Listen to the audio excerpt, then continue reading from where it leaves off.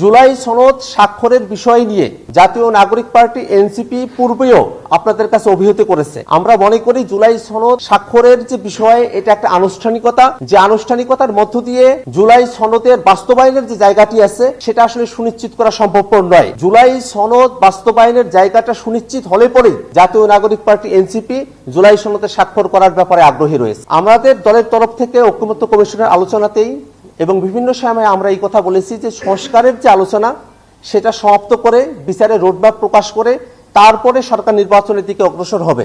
সেই হিসেবে এখন রয়েছে সরকার 4 সময়ের মধ্যেই গণভোটের তারা প্রস্তুতি সম্পন্ন করতে পারে, কিন্তু তারও আগে সব থেকে গুরুত্বপূর্ণ বিষয় হচ্ছে যে আদেশ জারি করা হবে, সে আদেশের কন্টেন্ট কি হবে, টেক্সট কি হবে, তার কার্যকরিতার জায়গাগুলো কি হবে সেটা পরিষ্কার করা। যদি আদেশের বিষয়ে পরিষ্কার ধারণা না থাকে তাহলে শুধুমাত্র গণভোট আমাদের সংস্কারের বাস্তবায়নকে সিকিউর করতে পারবে না। এই কারণে আমরা আদেশের বিষয়টাতে সরকারের তরফ থেকে পরিপূর্ণভাবে আশ্বস্ত হয়ে তারপরেই গণভোট এবং স্বাক্ষরের মতো বিষয়গুলোতে আমরা অগ্রসর হতে চাই।